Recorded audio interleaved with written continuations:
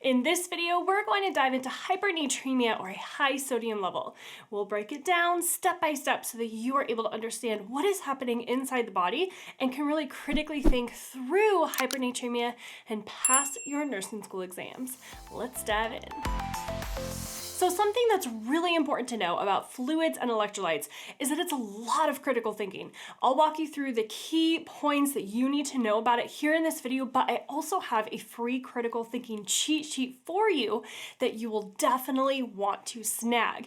It will help you connect the dots easier with the things that you are learning about, and it will help you pass your exam. So I'm going to put a link to that critical thinking cheat sheet down below in the description for you to snag that. Now, hypernatremia just means that there is a high sodium level. So when there's a high sodium level in the body, that's hypernatremia. And a normal sodium level is between 135 to 145 milliequivalents per liter. So a sodium value greater than 145 is considered to be hypernatremia, meaning there's too much of it in the body. We know the body likes to stay in balance, right? So let's talk about what could be going on that could cause this imbalance in sodium. There are three main causes of hypernatremia, and we'll talk about each of these. Too much sodium intake, not enough sodium excretion, and a decrease in overall fluid in the body or body water. The first one, too much sodium intake, happens when a patient eats too much sodium. Naturally, with too much sodium intake, there will be a higher sodium level in the body. Now, certain foods, and especially processed foods in particular, are typically high in sodium. Hypernatremia being caused solely by an increased sodium intake is not super common, as the body is pretty good at regulating this, but it can happen, especially if the patient is receiving too much sodium through things like IV fluids or parenteral nutrition. Now, the second cause is when the body isn't able to get rid of as much sodium as it should be. And there are two main ways that this can happen: kidney damage and too much aldosterone. So if the kidneys are damaged, they can't balance the sodium levels in the body as well as they should be. So they may hold on to too much sodium, leading to hypernatremia. Now, aldosterone, this one is a big deal in nursing school, my friend, and you need to know it well because you're going to be tested on it a lot. Okay, so let's talk about it. Aldosterone is a hormone, and its job is to tell the kidneys to hold on to sodium and water and get rid of potassium. Now, here's where we'll do some critical thinking. There are certain situations where the aldosterone level increases in the body. Too much aldosterone release due to hyperaldosteronism, Cushing's syndrome, and corticosteroid use. So in each of these three instances, there is too much aldosterone being released into the body. And so that aldosterone is going to go and tell the kidneys to hold on to more and more sodium, which is of course going to raise the sodium level in the body, possibly causing hypernatremia. Now, the last main cause of hypernatremia that we'll talk about is a decrease in body water. So when there is less water in the body, the actual sodium level itself doesn't change. It's just now more concentrated. So this can happen in three main situations. If the patient doesn't drink enough fluids, in particular when they are NPO, maybe before a procedure or something, or they're dehydrated, or when they are excreting too much water, like during diabetes insipidus. In these scenarios, there is an overall loss of water in the body where it concentrates the sodium levels, which can then lead to hypernatremia. So now that we understand what hypernatremia is and what can cause it, let's talk about some of the main symptoms that you will see in patients with hypernatremia.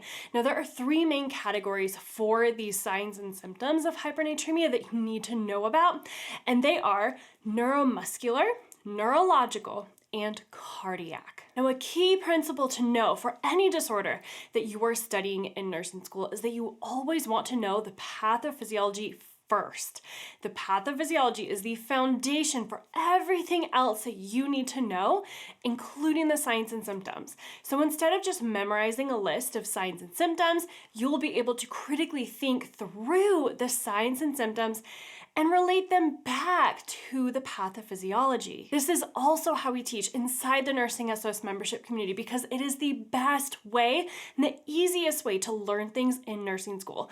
We'll walk you through the pathophysiology of everything step by step so you can critically think and pass your nursing school exams.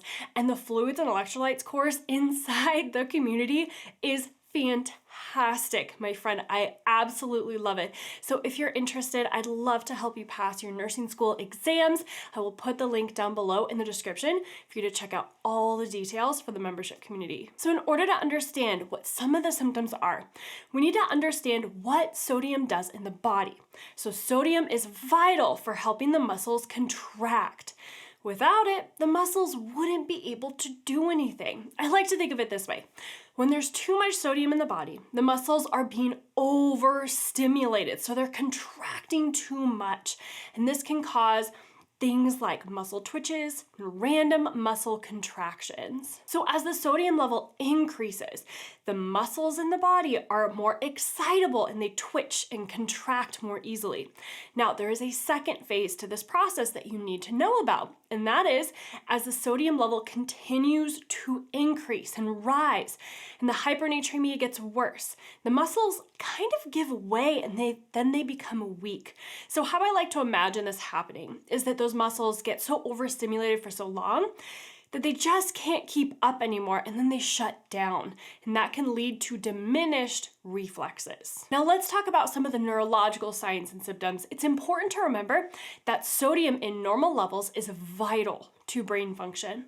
When the sodium is too high, a lot of things can happen and it can vary from patient to patient. But overall, when you're taking an exam, you can be fairly certain knowing that altered sodium levels in the body can cause a lot of different kinds of neurological changes. So you can expect to see things like mental status changes, seizures, possibly lethargy, confusion, or coma. These are all possible signs of hypernatremia. There can also be cardiac changes if the sodium level is too high as well.